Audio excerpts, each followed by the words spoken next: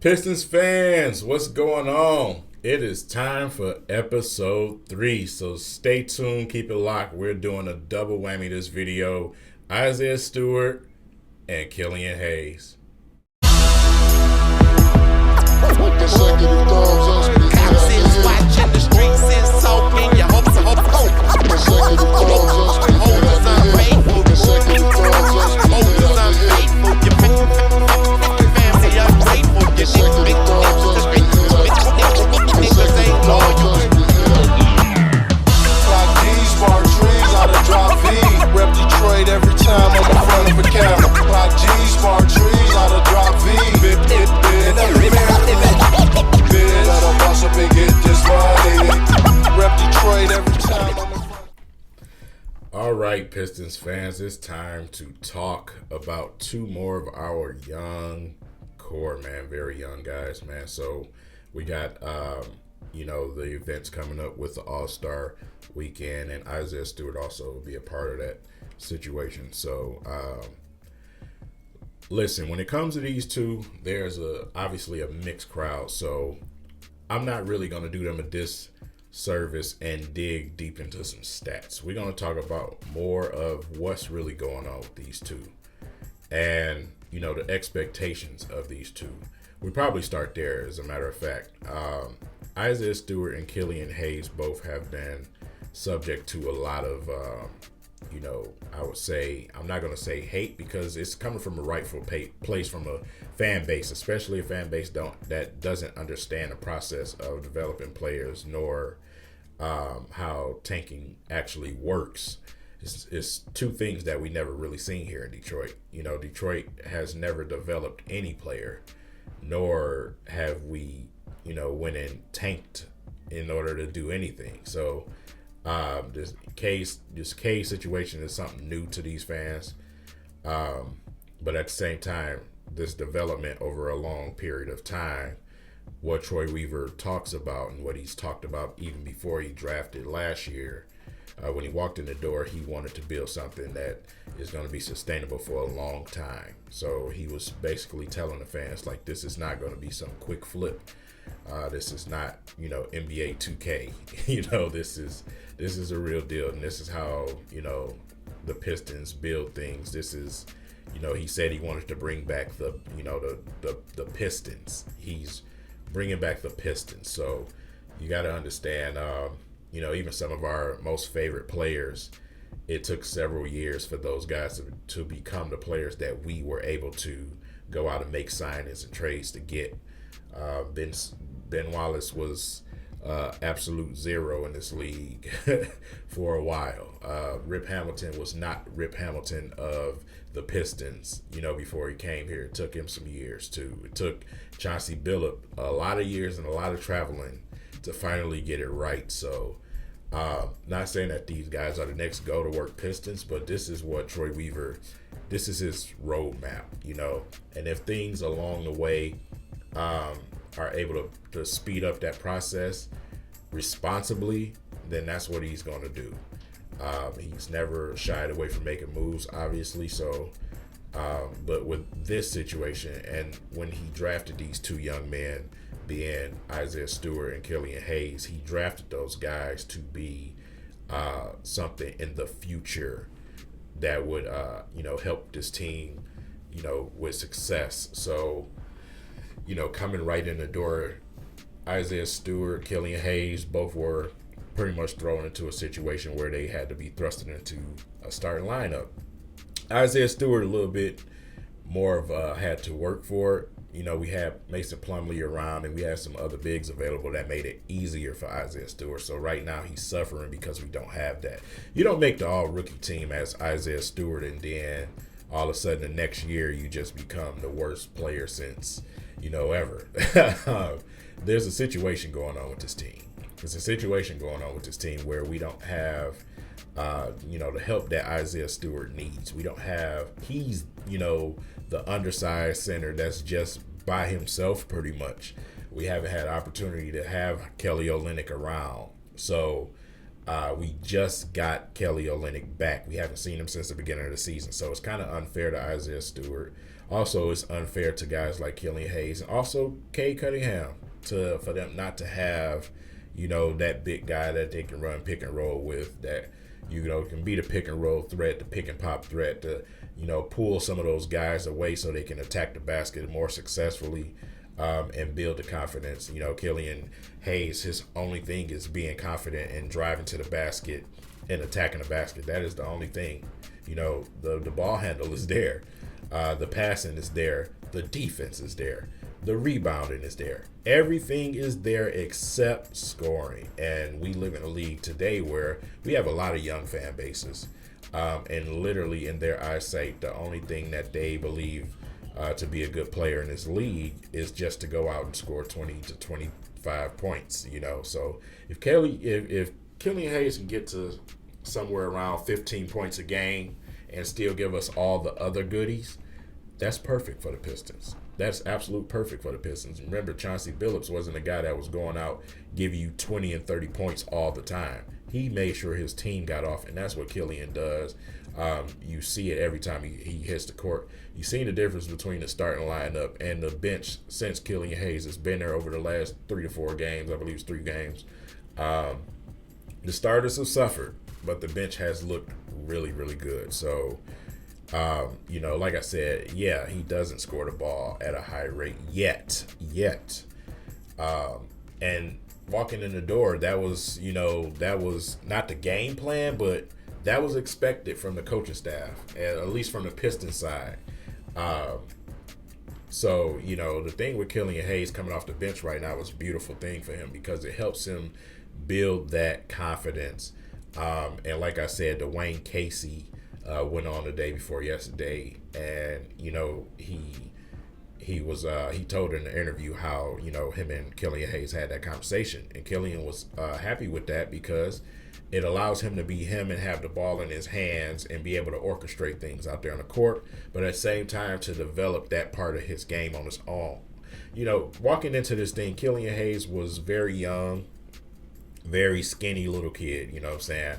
And over this summer, the focus for Killian Hayes was to get into game shape and to get his body better. He did that. I believe this season, during the offseason, this is where the Pistons will say, okay, now we need you to work on your right hand and also attacking the basket. That gives him an assignment, you know what I'm saying? Right now, we're doing everything on the fly during the season with these young guys. And like I said, with them not having the veteran presence that they need around them available, with all the turbulence that's been going on this season, it's just not going to happen that fast. So with him coming off the bench right now, it's a great thing for him because it allows him to go at his own pace and get used to things. As we seen last night, he was able to get to the free throw line, made a nice little tough shot going towards the basket. But there's no way that you're going to tell me that within, within 2 to 3 years that Killian Hayes couldn't give you anywhere from 13 to 15 points a game if he develops that. So, like I said, this is still technically his rookie season as well. His amount of games still have not equaled up to a full season yet because he missed pretty much 70% or more of his rookie season. So, and on top of that, he was out there with Derrick Rose and Blake Griffin, and we all know, it's pretty much just pass the ball to these guys in that situation. So, development is definitely something that we are looking forward to when it comes to Killian Hayes. Playing a point guard position is really not, it's not an easy position for these kids, man. So you see, times out there where you got guys like him and Cade, handling the ball. They're trying to figure things out on the court, on the fly. It's not being made easier for them because, like I said, they don't have a solid veteran with them. Corey Joseph is good for what it is. You know what I'm saying? He gets overplayed at times, but he's what we got available. I mean, let's just, he's what we have available, and we just have to deal with it. When he came into a situation last season, it was a little bit more better and pleasing because he didn't come in and have to, be that uncharacteristic guy. You know what I'm saying? So he was able to come in and play his role. So didn't really get in the way or affect anything. But in this situation, he's just what we got. So and then when you look at Isaiah Stewart on the flip side, no help down there in the paint. When a guy is undersized like Isaiah Stewart and plays with the motor that he does, on the defensive end, you bang it, you're trying to rebound and box out and do everything you can, and then you got to come down on the offensive end and try to bang and get your hook shot off and everything else. The Pistons seriously need to relieve him and have him to start shooting more consistent 15-foot jump shots. It's really not that hard with Isaiah Stewart. Start him there before you go to the three-point line. We've seen this with the Pistons before, where they did this boneheaded stuff before, where they went and asked Andre Drummond to shoot threes. You know what I'm saying? What happened to the 15-footer? Why not start Andre Drummond with the 15-footer? Why are we, stretching him out immediately to the three-point line? Start him there, and then we can progress and get back to the three-point line. I don't know why the Pistons do this, but it drives me nuts. So, he definitely needs to be shooting that basketball a lot more and not shying away from it. I need that coaching staff to be all over him when he shies away from those shots. You don't see that from this staff. Even with Sadiq Bey, gets an opportunity and then passes up and then shoots a worse shot. You see nobody get on him about that. You know what I'm saying? The coaching staff that we have over there with Dwayne Casey, I do not like whatsoever. Like me, I'm a guy that I like to see guys who played this game. You know what I'm saying? Not a bunch of analytic dudes and a bunch of nerds over there, trying to tell you how you should play the game. I want to see somebody who's played the game. Now, for instance, remember back when we had Andre Drummond and Greg Monroe, and we needed those guys to get tougher and rebound more and, just play tougher when we had wild hair Drummond with the braces. Rasheed Wallace was responsible for that. You know what I'm saying? So I'm not saying this to say all be all, but I just prefer that. The assistants we got over there, I'm not a fan of whatsoever. You know what I'm saying? So Isaiah Stewart is definitely being done a disservice over there.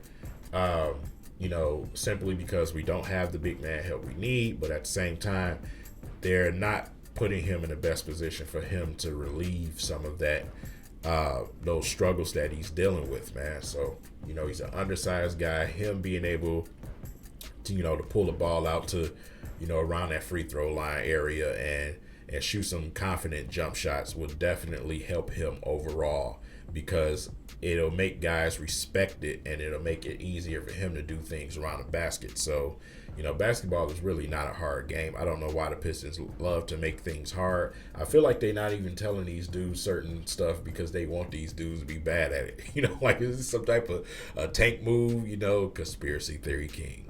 But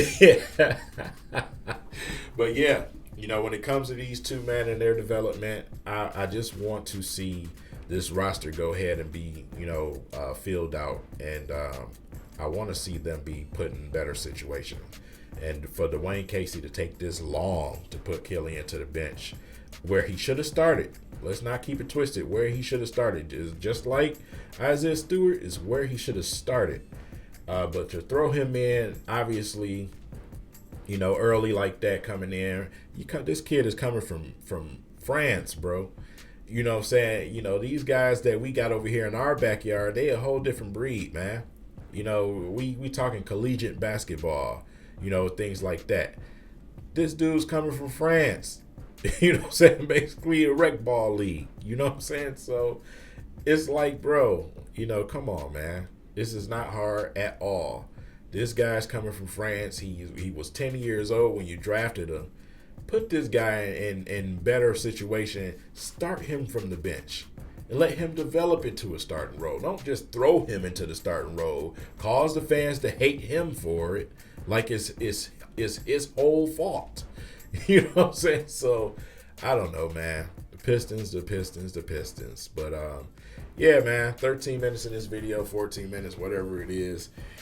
I just wanted to go that route with those guys because obviously, if I go deep into the stats, it's not going to be pretty. Of course, it's not. You know, they both struggling simply because of these situations, man. Isaiah is averaging what was 8 points and 7 rebounds. You know what I'm saying? Killian 6 points, four and a half assists. Knowing that his assists should be way higher than that, but the Pistons have been the Pistons.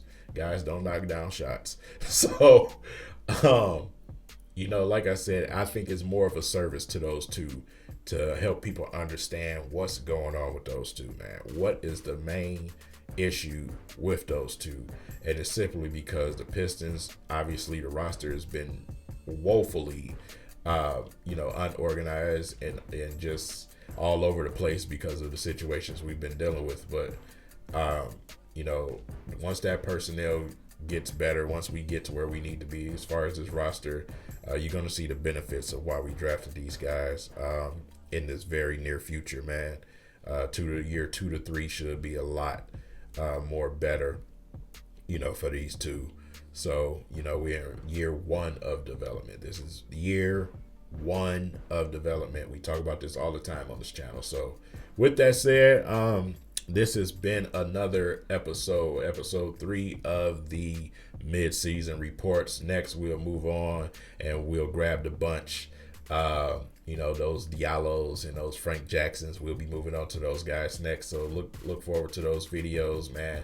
I appreciate you guys. Make sure you like the video. It helps the algorithm and it also helps me be able to get the funds I need to make this a full-time thing.